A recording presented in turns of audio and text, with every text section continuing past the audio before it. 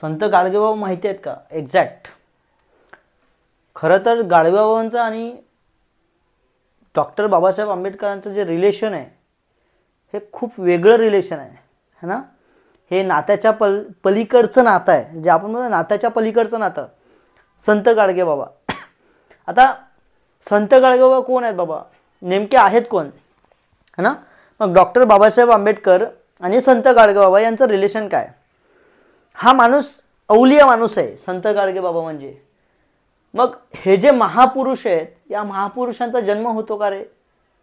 हो. मग जर जन्म होत असेल तर यांचा अवतार असतो का रे? अवतार वगैरे काही नसतो. हे जे शिकवतात ना की आमचा अवतार वगैरे, महापुरुष कधीही अवतारित होत असतात. महापुरुष हे जन्माला येत असतात आणि महापुरुष त्या परिस्थितीने बनत असतात. हे तुम्ही लक्षात घ्यायला पाहिजे. संत गाडगेबाबांचं काय कर्तव्य आणि कर्तृत्व काय आहे तुम्ही एकदा समजून घ्या. जो माणूस शाळेतच गेला नाही, जो माणूस स्कूलमध्येच गेला नाही, त्या माणसाचं नाव युनिव्हर्सिटीला देण्यात आलं. बरोबर. संत गाडगेबाबा अमरावती विद्यापीठ, अमरावती युनिव्हर्सिटीचं नाव आहे संत गाडगेबाबांना. मग हा माणूस नेमकं सांगायचा काय? तर त्या गाडगेबाबांनी शिक्षणाचं महत्त्व, द इम्पॉर्टन्स ऑफ एज्युकेशन त्या काळात सांगितलं की बाबा रे शिका. गाडगेबाबा प्रत्येक गावागावात जायचे आणि सर्वात आधी ते गाव क्लीन करायचे, सगळं स्वच्छ करायचे गाव. आणि जेव्हा गाव स्वच्छ झालं संध्याकाळी ते कीर्तन करायचे त्यांच्या गावात, त्याच गावात कीर्तन करायचे. आणि कीर्तनात ते काय सांगायचे? भजन करा. कीर्तनात सांगायचे देवपूजा करा? नाही. गाडगेबाबा कीर्तनात सांगायचे की बाळांनो, लेकरांनो, आईबाबांनो, मात्या पित्यांनो, है ना, माझ्या भावांनो, माझ्या बहिणींनो, माझ्या आयांनो, माझ्या वडिलांनो, तुमच्या पोराला शाळेत शिकवा. ते सांगायचे तुमचे कपडे फाटलेले असले तरी चालतील, नवीन ड्रेस घेऊ नका दिवाळीला, दसऱ्याला नवीन कपडे घेऊ नका, घरातले भांडे विका, एक टाईमचं जेवण करा, पण पोराला शिकवा. त्या माणसाला माहीत होतं की शिक्षणाचं काय महत्त्व आहे त्या काळात. पण आजही आमचं एज्युकेशन कुठे चाललं हे अजूनही आपल्याला वी आर लिव्हिंग इन ना 21st सेंचुरी म्हणतो ना आपण की 21st सेंचुरी आर देअर. या 21st सेंचुरीमध्ये 21व्या शतकात we have the modern education system. पण ही मॉडर्न एज्युकेशन सिस्टम नेमकं तयार काय करते आहे? विद्यार्थी घडवतो, मग तो नेमका घडवतो कसा, है ना. तो मग एक खरा माणूस, चांगला माणूस घडवतो का, हे फार महत्त्वाचं आहे. आणि हे महत्त्व त्यावेळेला संत गाडगेबाबांनी सांगितलं. संत गाडगेबाबा रोज कीर्तनात विचारायचे काय की तुम्ही देव पाहिला का रे? लोकांना विचारायचे. लोक समोर असायचे, शेकडो लोक समोर असायचे आणि मग संध्याकाळी कीर्तन करायचे दगड घेऊन, है ना. आणि मग त्याच कीर्तनात स्वच्छतेचं सांगायचे की, है ना, why the cleanliness is very important, Y hygiene is very important, जे आपल्याला लॉकडाऊनमध्ये कळलं. तेव्हा गाडगेबाबा सांगायचे की तुम्ही देव पाहिला का रे? लोक म्हणायचे नाही जी देव तर नाही पाहिला. मग गाडगेबाबा परत विचारायचे देव पाहायचा आहे का रे? मग लोक म्हणायचे हो बाबा देव पाहायचा आहे. मग लगेच कोणातरी एखादे लहान मुलं असतात, त्या लहान मुलांना गाडगेबाबा विचारायचे, हां सांग रे पोऱ्या तू उभा राह, सांग कशात आहे देव, कुठं आहे देव? आणि मग तो पोरगा म्हणायचा, काय म्हणायचा? मंदिरात आहे देव. आई रोज पूजा करते त्या देवाची. बरं तुला कधी देव दिसला का? विदर्भाच्या वराळी भाषेत देव कधी तुला दिसला का रे बाबा? तो मुलगा म्हणायचा नाही जी, देव तर नाही दिसला. मग जो देव तुला दिसत नाही तो देव आहे कसा? पोरगा कन्फ्यूज व्हायचा, मुलगा कन्फ्यूज, लोक कन्फ्यूज व्हायचे. आणि मग गाडगेबाबा सांगायचे की बाबा तुम्हाला देव पाहायचा आहे का? लोक म्हणायचे हो देव पाहायचा आहे जी. मग गाडगेबाबा असं दूर त्या बाबासाहेबांच्या फोटोकडे दाखवायचे हात आणि म्हणायचे की तुम्हाला देव पाहायचा ना, तो फोटो लावलेला आहे सुटा बुटात, डॉक्टर भीमराव रामजी आंबेडकर, तो आपल्यासाठी देव आहे बाबा, त्या माणसाला देव माना, असं गाडगेबाबा सांगायचे. हे रिलेशन फार वेगळं होतं. डॉक्टर बाबासाहेब आंबेडकर गाडगेबाबांना गुरु मानायचे आणि संत गाडगेबाबा हे डॉक्टर आंबेडकरांना गुरु मानायचे, एकमेकांचे गुरु. हे रिलेशन होतं त्यांचं, है ना. एक दिवस संत गाडगे महाराजांचा मुलगा वारतो, मरण पावतो आणि महाराजांचं कीर्तन सुरू असतं. कीर्तन सुरू असताना कोणीतरी धावत येतं आणि महाराजांना म्हणतं की बाबा तुमचा पोरगा गेलाय. जाऊ दे की मग कुठे गेलाय? परत विचारायचे. बाबा तुमचा मुलगा मरण पावलाय, तेव्हा संत गाडगेबाबांचे वाक्य होते, असे गेले कोट्यानुकोटी काय रडू मी एकट्यासाठी, है ना, जन्म आणि मृत्यू हा अटळ आहे, असं गाडगेबाबा सांगायचे. जो आया एक दिन ओ तो जाएगा. माझा मुलगा मेला म्हणून काय झालं, लय मोठी गोष्ट नाही झाली. हे नैसर्गिक नियम आहे, निसर्गाचा नियम आहे की जो जन्माला आला तो मरेल. पण ज्या दिवशी डॉक्टर बाबासाहेब आंबेडकरांचं महापरिनिर्वाण होतं, ज्या दिवशी डॉक्टर बाबासाहेब आंबेडकर मरण पावतात, त्या दिवशीपासून गाडगे बाबा अन्नाचा एकही घास खात नाहीत. गाडगे महाराज बाबासाहेब आंबेडकर 6 डिसेंबरला जातात आणि 6 डिसेंबर नंतर लगेच 14 दिवसांनी 20 डिसेंबरला संत गाडगे बाबांचा मृत्यू होतो. हे त्यांचं रिलेशन होतं. हे नातं फक्त असंच जुळत नाही, हे एक वैचारिक नातं असतं, हे विचाराचं नातं असतं. आणि हे विचाराचं नातं टिकवायचं असेल तर मित्र हो, तुम्ही वाचलं पाहिजे. तुम्ही एकदा वाचा, म्हणून म्हणतात ना, वाचाल तर वाचाल. फिलॉसॉफी फक्त समजून घेण्याची गोष्ट नाही आहे. फिलॉसॉफी फक्त वाचण्याची आणि मग पाठांतराची गोष्ट नाही आहे. फिलॉसॉफी तुम्हाला समजून घ्यावी लागेल, तेव्हा तुम्हाला फिलॉसॉफर समजतील. Indian philosophy, European philosophy is not very different.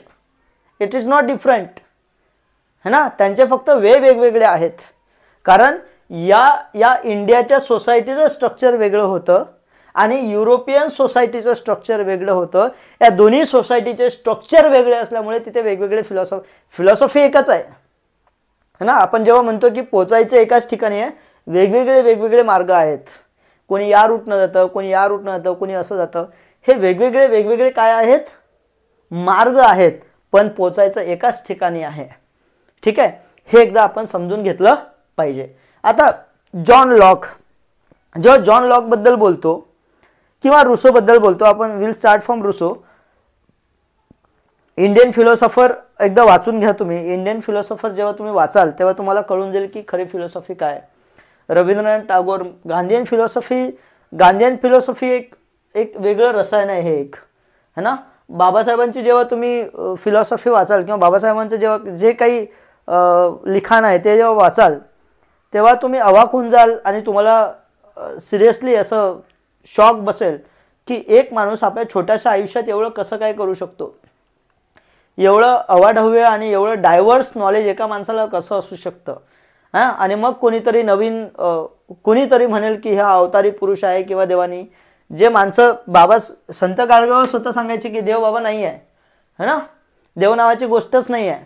ते भटजी बिडजी हे सगळी त्यांची व्यवस्था केलेली आहे त्यांनी. हे बिकॉज ऑफ सोशल स्ट्रक्चर आहे ना. तुम्ही घर बांधता आणि मग वास्तुशांती करता. वास्तुशांती काय हे तेच म्हणायचे की भटजीची रोजगार हमी योजना आहे ना. Y, just because this social system ना, ब्राह्मण क्षत्रिय वैश्य शूद्र हे सोशल सिस्टम होती. आणि या सोशल सिस्टममध्ये एकच माणूस गुंतून जायचा, एकाच याला त्रास व्हायचा, ते म्हणजे खालच्या जातीचे शूद्र, सो कॉल खालच्या जातीचे शूद्र. आणि मग यांच्यावर एवढा अन्याय अत्याचार व्हायचा की त्यांना कळत सुद्धा नव्हतं की आम्ही जिवंत आहे की मेलेलो आहे. एवढी डिझास्टरस सिस्टम, एवढी डिझास्टरस. आणि मग अशा सिस्टममधून हे असे महापुरुष जन्माला येत असतात मित्र. ठीक आहे, परत आपण आपल्या युरोपियन याच्यावर येऊया. रुसो हे कॅरेक्टर, रुसो खतरनाक माणूस. फ्रेंच रिव्हॉल्युशन चालू असताना बघा, फिलॉसॉफरचं एक खूप वेगळं महत्त्व आहे आणि फिलॉसॉफरचं काम वेगळं असतं. फिलॉसॉफर आधी समाजाला ऑब्झर्व करतात, है ना, ते प्रश्न शोधतात, ते एक्झॅक्ट प्रॉब्लेम काय ते शोधतात, ते नस पकडतात आणि मग त्यावर सोल्युशन देतात की हे सोल्युशन आहे. रुसो डायरेक्ट फ्रीडमची गोष्ट करतो, स्लेव्हरी संपवून टाका म्हणतो. पण रुसो कुठे विमेन्सला सुद्धा हे करतो की म्हणतो. मी तुम्हाला सांगितलं ना की इंडियन फिलॉसॉफी आणि वेस्टर्न फिलॉसॉफीमध्ये किंवा युरोपियन फिलॉसॉफीमध्ये तुम्हाला थोडंसं डिफरन्स दिसेल. हा डिफरन्स आहे. हां, इथे कुठेतरी एका ठिकाणी लॉक होतं, हे लॉक होत नाही, हे वाढत जाते. तुम्ही कोणा एकाची फिलॉसॉफी, इव्हन तुम्ही विवेकानंद, जेव्हा स्वामी विवेकानंद वाचता तेव्हा राजयोग किंवा वेगवेगळी फिलॉसॉफी आहे. विवेकानंद खतरनाक लिहितात, है ना. एकदा वाचून बघा. रवींद्रनाथ टागोर. आता कोणीतरी म्हटलं होतं की जनगणमन हे आपलं राष्ट्रगीत नाही आहे, है ना, कुठल्या तरी महाराजांनी म्हटलं होतं ना की जनगण मन आपलं राष्ट्रगीत नाही आहे. मला सिरियसली हसायला येतं की कसं कसं वाटू शकतं यांना की राष्ट्रगीत नाही आहे. ते म्हणजे वंदे मातरम सुद्धा आहे की, नॅशनल अँथम जे आहे ते नॅशनल अँथम आहे. राष्ट्रगीत हे जनगण मन का, त्याचा अर्थ एकदा बघा. अख्खा भारत बांधलाय, आता विषयाला सांगतो, अख्खा भारत आपलं राष्ट्रगीत बांधतं. जनगण मन अधिनायक जय हे भारत भाग्य विधाता, है ना. आता हे जे जय करतात ते म्हणतात ना की एका इंग्रज अधिकाऱ्याचा जय केलेला आहे, असं काही नाही आहे. ज्या माणसाने भारताचं भाग्य उजळलं त्या माणसाची जय होत आहे. मग तो इंग्रज अधिकारी नाही आहे. त्यामध्ये महात्मा गांधी सुद्धा आहे, त्यामध्ये बाबासाहेब आंबेडकर सुद्धा आहे, त्यामध्ये स्वतः रवींद्रनाथ टागोर सुद्धा आहे. प्रत्येक नागरिक त्यात सहभागी आहे. त्यामध्ये भगतसिंग सुद्धा आहे. या देशाला स्वातंत्र्य फक्त असं एका दिवसात मिळालं नाही. या देशाला स्वातंत्र्य एका क्षणात मिळालं नाही. मिळालं एका दिवसात 15 ऑगस्टला, पण त्या दिवसाच्या किंवा तो जो दिवस आहे सोन्याचा, त्यासाठी प्रचंड रात्री प्रचंड स्ट्रगल झालेला आहे याच्या आतमध्ये किंवा मागे. आणि मग कोणीतरी येतं आणि म्हणतं की राष्ट्रगीत आमचं नाही आहे. का नाही आहे? ही जय फक्त एका माणसाची नाही आहे. ही जय सर्वस्व, जेवढे नागरिक, जेवढे लोक या देशासाठी अर्पण त्यांनी स्वतःला केलं त्या लोकांचं जय आहे. आणि मग पंजाब सिंध, एकदा लक्षात घ्या, जेव्हा आपण इंडियन मॅप बघतो है ना, इथे पंजाब सिंध गुजरात मराठा द्राविड उत्कल बंग हे बंगाल है ना, विंध्य हिमाचल यमुना गंगा 2 नद्या, उच्चल जलदी तरंग. अख्खा भारत घेतला यांनी, अख्खा भारत.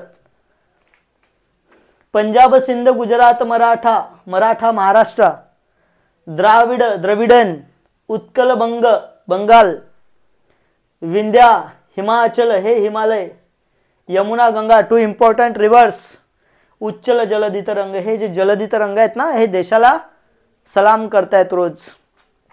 अरेबियन सी अँड बे ऑफ बेंगॉल. लक्षात येते का तुमच्या? हे समजून घ्या. म्हणून फिलॉसॉफी एकदा वाचा. फिलॉसॉफी म्हटल्यापेक्षा वैचारिक पुस्तकं थोडे वाचत जावा. ठीक आहे, चलो कमॉन. रुसोचं एक वाक्य खूप भारी आहे. तो म्हणतो I prefer liberty with danger. काय म्हणतो? I prefer liberty with danger than peace with slavery. खतरनाक सेंटेन्स आहे ना. He says I prefer liberty with danger है ना दॅन पीस विथ स्लेवरी. गुलामीत मला शांतता किंवा गुलामीत मला सुख मिळालं तरी मी नकारून देईल, लाथ मारेल त्या सुखाला, कारण ते गुलामीत आहे है ना. मला स्वातंत्र्यात सगळं काही पाहिजे. त्यामध्ये मला प्रॉब्लेम असले तरी चालतील, पण मला स्वातंत्र्य पाहिजे. हा रुसोचा एक नवीन विचार आहे. आणि हा विचार जेव्हा येतो तेव्हा फ्रीडमच्या गोष्टी करतात, तेव्हा लिबर्टीच्या गोष्टी करतात, तेव्हा इक्वेलिटीच्या गोष्टी होतात. आणि मग तेव्हाच फ्रॅटर्निटी नावाची फिलिंग प्रत्येक नागरिकामध्ये जागृत होते. आणि मग परत तीच फिलिंग एका प्रतिज्ञेच्या रूपात आपण लहानपणापासून घेत आलो. India is my country, Bharat माझा देश आहे. दिस इज द फिलिंग की भारत माझा देश आहे. तुला वाटतं भारत तुझा देश आहे. Everyone is feeling that India is my country है ना. आणि मग जेव्हा ही वाली फिलिंग येते की हा माझा देश आहे, जर हा माझा देश आहे, तो सुद्धा प्रतिज्ञा घेतो की हा त्याचा सुद्धा देश आहे. म्हणजे हा माझ्या एकट्याचा नाही आहे. मी या देशाचा बाप नाही आहे, मी या देशाचा लेकरू आहे. I am the son of this mother India. He is also, she is also. आणि यातून एक नवीन भावना तयार होते. त्याला म्हणतात बंधुता, त्याला म्हणतात फ्रॅटर्निटी.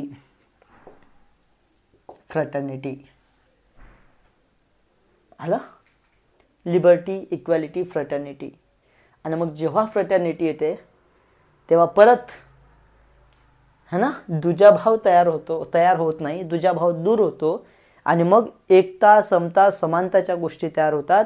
आणि ती सोसायटी खऱ्या अर्थाने ग्रो करायला सुरुवात होते आणि देशाची डेव्हलपमेंट होते.